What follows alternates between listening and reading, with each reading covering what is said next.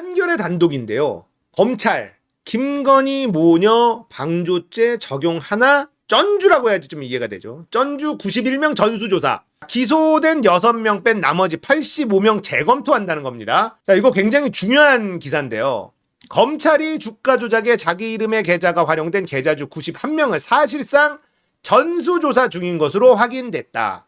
이전 수사팀은 계좌주 중 6명만 재판에 넘겼지만 현 수사팀은 김건희 여사와 어머니 최은순 씨를 포함한 나머지 전주 85명 중에서도 혐의 적용이 가능한 이들이 있을 수 있다고 보고 재검토에 나섰다. 김 여사 조사를 마친 검찰이 조만간 최 씨 조사에 나설 가능성도 있다라는 겁니다. 최은순도 이제 조사할지도 모른다라는 거고. 서울중앙지검 반부패 수사 2부. 최근 도이치모터스 주가 조작 사건에 연루된 계좌주들을 차례로 불러 조사 중인 것으로 확인됐어요. 단순 계좌 대여 등 혐의 없음이 명백한 일부를 제외한 사실상 전수조사다. 김 여사 어머니 최 씨는 최은수는 아직 검찰 조사를 받지 않았다. 검찰이 2021년 12월 권오수 도이치모터스 회장 등을 주가 조작 혐의로 기소하면서 전주 손아무개 씨를 공범으로 기소하고 나머지 전주 5명, 공범 2명, 방조 혐의 3명 약식 기소했는데 이 손 씨가 무죄 선고를 받았어요.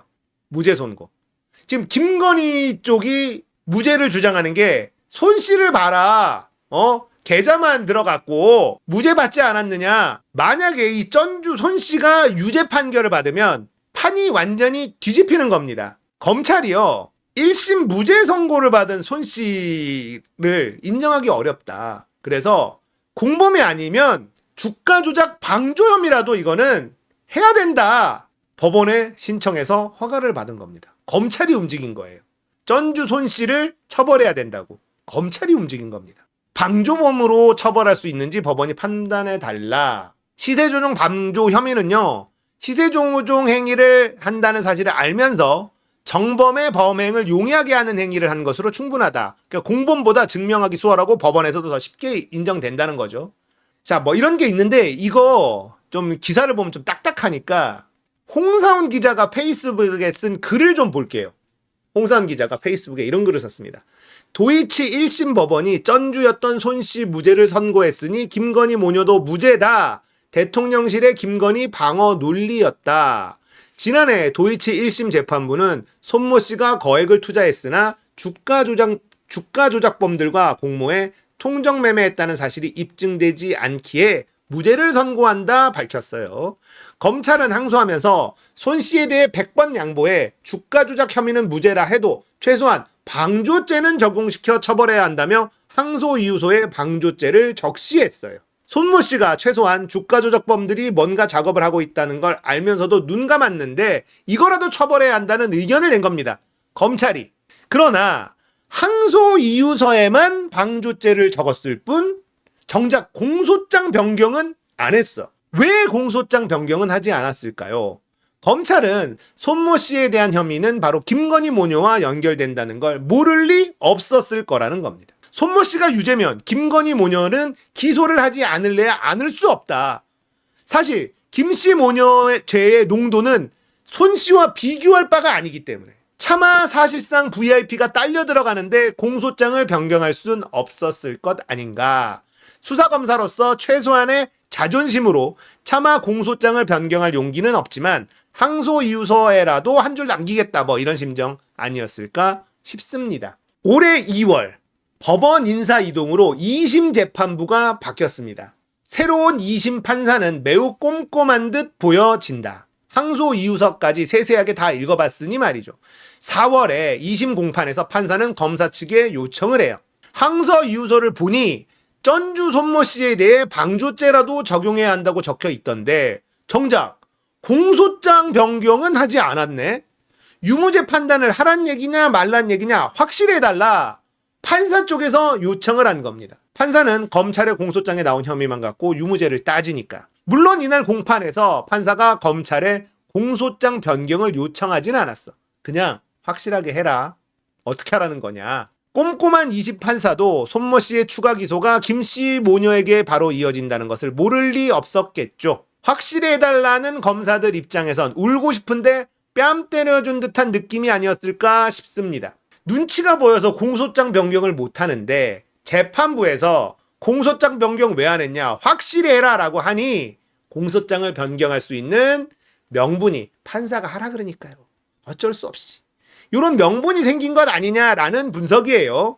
5월 공판에서 검찰은 바로 공소장을 변경해 손모 씨에게 방조죄를 추가합니다. 손모 씨에겐 징역 3년을 구형했습니다. 친윤검사 이창수 중앙지검장이 발령나기 바로 직전에 벌어진 일입니다. 도이치 2심 선고는 9월 12일 예정돼 있습니다. 통상 최종 공판 이후 한 달 이내 선고가 이뤄지는데 2심 판사는 따져볼 게 많다며 이례적으로 선고를 2달 이상 뒤로 미뤘습니다. 손모 씨가 방조죄로 유죄를 선고받을 경우 김씨 모녀의 기소는 피할 수가 없습니다.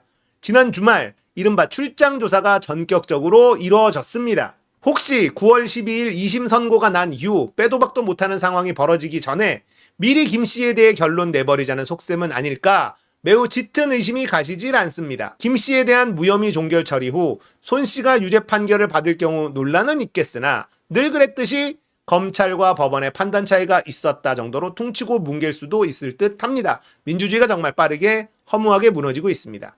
참고로 1심 재판에 참여했던 수사검사 가운데 2명이 2심 재판에도 남아서 참여하고 있다. 자, 이거 뭔가 흥미진진하죠. 일단 재판부가 바뀌었는데 2심 재판부가 바뀌었는데 이 판사가 좀 다르다. 공소장 항소이유서에는 전주 손모 씨를 방조죄라도 처벌해야 된다라고 해놓고 공소장에는 왜 그 내용이 없냐? 하라는 거냐 말라는 거냐? 공소장에 있어야지 사법부가 판단을 하지. 확실히 해라. 그래서 공소장을 바꿨어요. 그런데 여기서 또 재밌는 일이 벌어지는데 공소장을 바꾸면 결재를 받아야 되잖아요. 서울중앙지검장의 결재를 받아야 되는데 이 날이 이창수 부임한 날이에요. 그래서 이창수 부임한 첫 번째 결재가 이 공소장 변경일 가능성이 매우 높다라는 겁니다. 그러면 두 가지 추측을 해볼 수가 있죠. 하나는 정신이 없는 가운데 그냥 자세히 안 보고 사인해 준 것. 또 하나는 이창수가 윤석열 사람이 아니라는 것. 왜 줬지? 왜 줬을까? 공소장 변경 중앙지검장이 허락 안 하면 못해요. 근데 이창수가 중앙지검장으로 임명받은 날 이걸 결재를 해줬다니까요. 그래서 지금 공소장이 변경이 됐고 2심 판결 9월 12일 요걸 기다리고 있는 중이에요.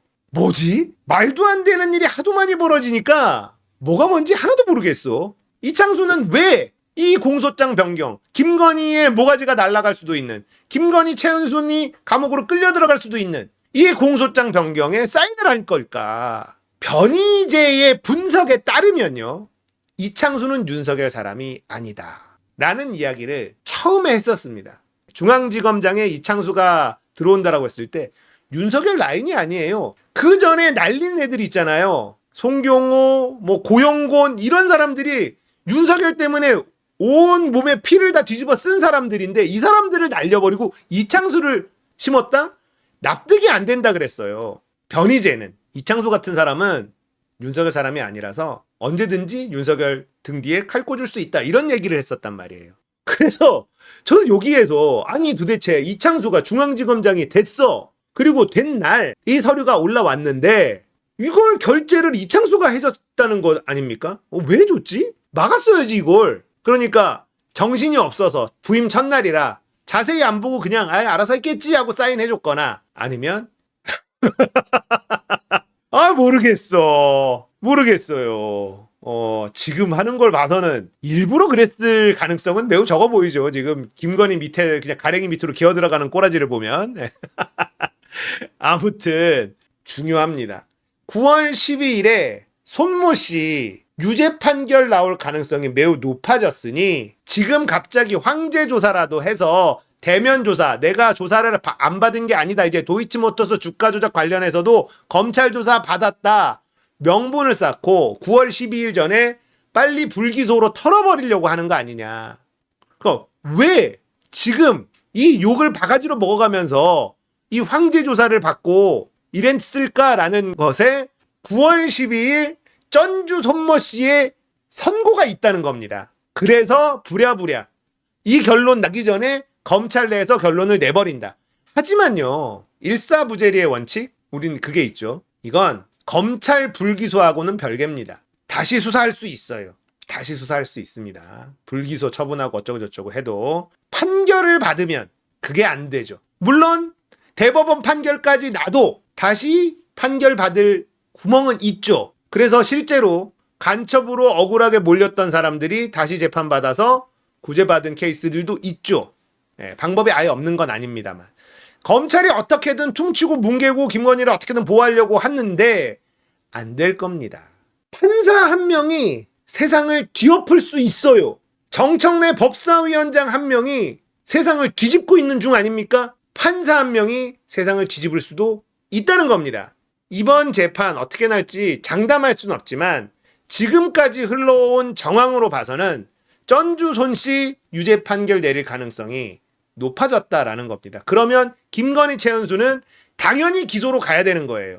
중요한 분수령입니다.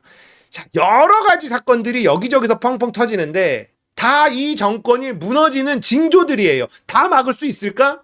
알량한 유한한 권력, 이제 3년 남은 이 권력이 이런 징후들, 여기저기 터지고 있는 이 징후들을 다 막을 수 있는 힘이 있을까? 없어요. 이번 전당대회 보십시오. 원희룡 밀었어. 윤석열, 김건희가 원희룡을 밀었는데 18.8% 나왔습니다. 이게 지금 윤석열, 김건희의 힘이라고 보시면 돼요. 이미 지지자들은요, 윤석열, 김건희는 지는 애 벌써 이제 3년 차인데 한동훈이 뜨는 애 인정한 겁니다. 그러면 윤석열, 김건희가 3년이나 남았는데 한동훈을 가만두고 볼 수 있을까? 두고 보지 않습니다. 권력은 늘 그래왔어요. 2인자가 이렇게 빨리 대가리를 쳐든다? 무조건 밟힙니다. 대가리 쳐든 2인자 중에 끝이 좋았던 사람 단 한 명도 없습니다. 단 한 명도. 역사는 그래요. 그건 100% 반복됩니다. 한동훈은 가만히 있으면 무조건 날아갑니다. 그러니까 윤석열을 쳐야만 할 것이다. 쉽지 않습니다. 이 권력이 엄청 센 것 같고 영원할 것 같죠. 벌써 힘 빠져서 밀어준 원희룡이 18.8%밖에 안 나오는 지경에 와 있다. 못 막습니다. 검찰 내부에서 이상한 일이 벌어져도 전혀 문제될 게 없고요. 여기저기서 양심선언이 터져나와도 전혀 이상할 게 없는 상황이라는 거예요.